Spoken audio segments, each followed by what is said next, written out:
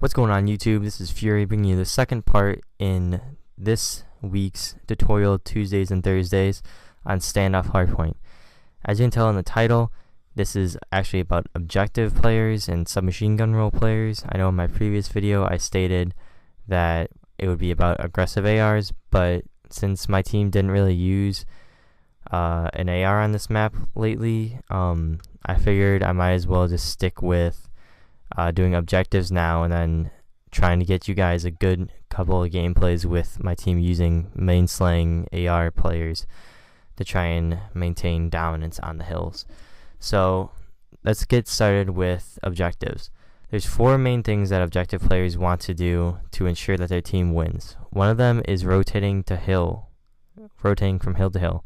You always want to rotate with 20 seconds left. There should only be one player in the old hill, because if you have more than one, that means your team's not effectively rotating to try and get anchor and try and set up for the next hill, and that's not going to be good for you getting points on the next hill. You'll ensure the 20 seconds, but you'll lose 40 to 50 seconds on the next one. The second thing is rotating into the hill when a teammate dies. That is crucial. You'll see an example or two later on in the video on the third and fourth hill. The third is always try and contest. Don't challenge when you're contested if it's a close game. Always just try and stay alive. And the fourth is floating. So as you can see, the first hill, the yellow dots are symbolizing where players can be. So pretty much in the first hill, there's like 5 to 6 corners that people like to camp in. That's why it's very hard to get a lot of points on the first hill, is because there's so many different areas that you can contest and hide in. The green dots are representative of where you want to float.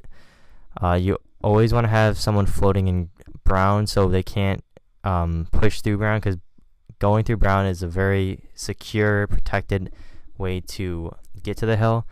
And also you want to have someone floating on statue, because if they get boxes spawned, they're just going to flood in, and that's very close to the good spawn, and you don't want people ever to get close to the good spawn.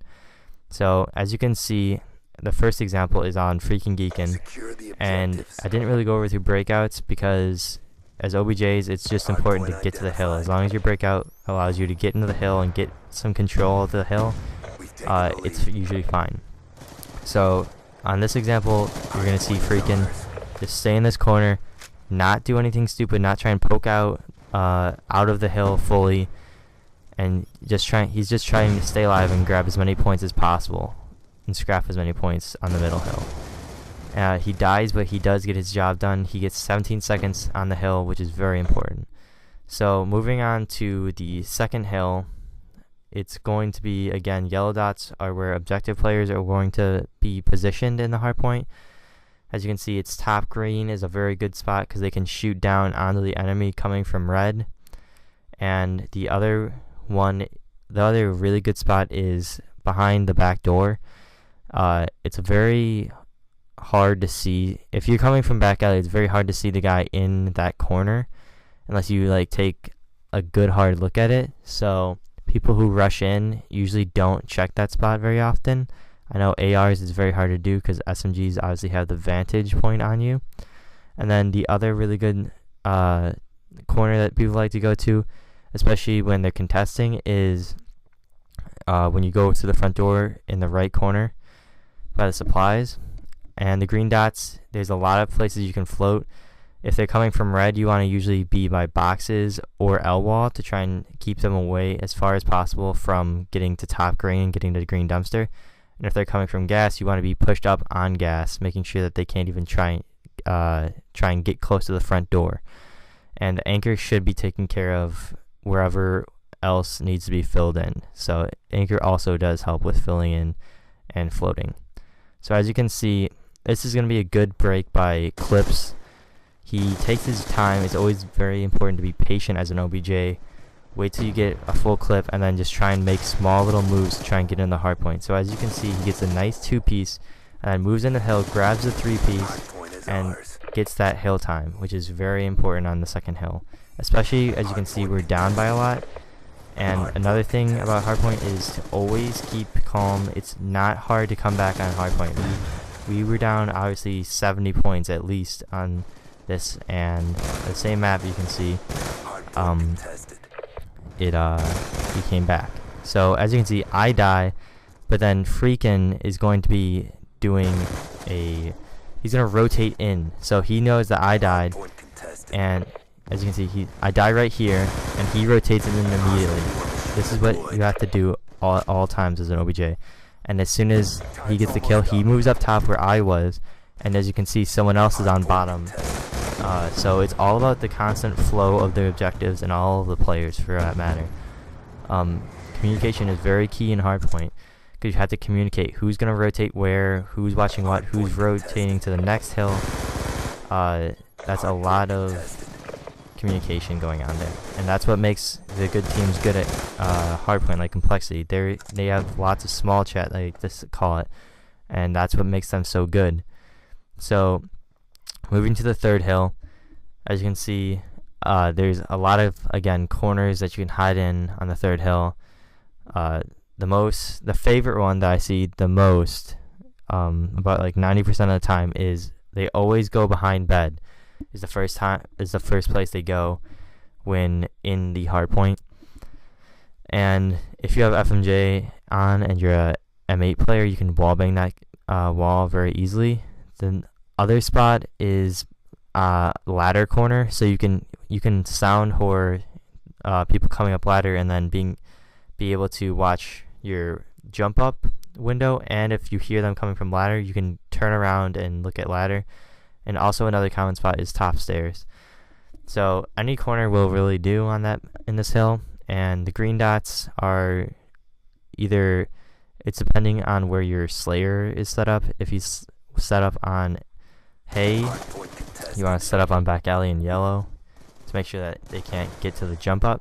And if your Slayer is watching back yellow, then you want to set up where Clips is right now, towards a search. So as you can see, Clips is just trying to slay and get as many kills, and as you can see, he's floating right now. He's floating on a search, making sure no one's coming a search. He sees one jump up, he's going to try and get that kill, and he does. Keeps them off the hill, keeps them spawning out, and keeps us on good spawn. And as you can see earlier in that clip, he does exactly what he's supposed to do, which is rotate to my position, which was anchor.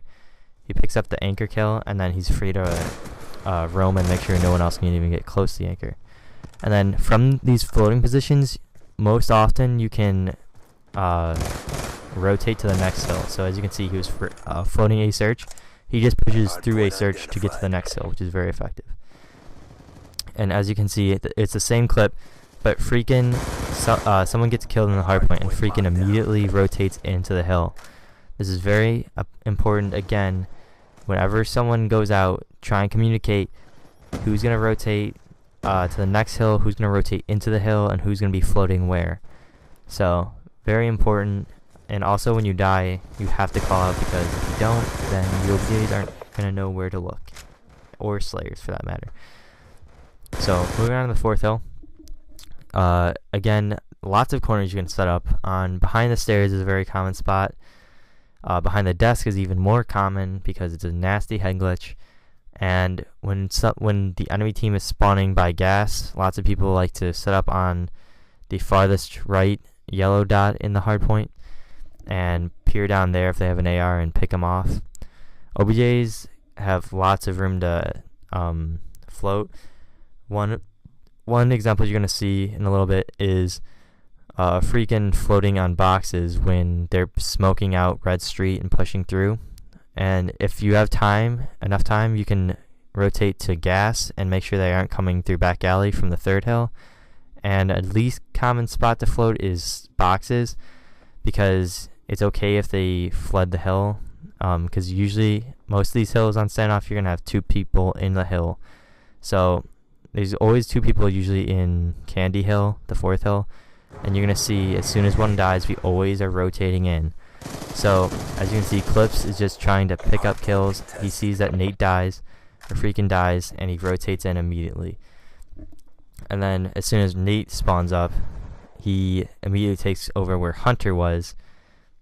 As you can see, he dies right here, and then he takes over where Hunter is, and he just tries to maintain the spawn. and tries to slay them off. It's really hard to get kills when they double smoke it like this, but as you can see, I reposition myself to try and pick up anyone, and I end up getting some kills. So that's gonna be it for this video, guys. As you can see, again, rotating in. But please like if you thought this video was helpful. Subscribe if you want to see more of these videos. I love making them. It's a lot of work, but it's worth it for you guys. So that's gonna be it for me, guys. I'm out. Peace. Hope you enjoyed. Hardpoint identified.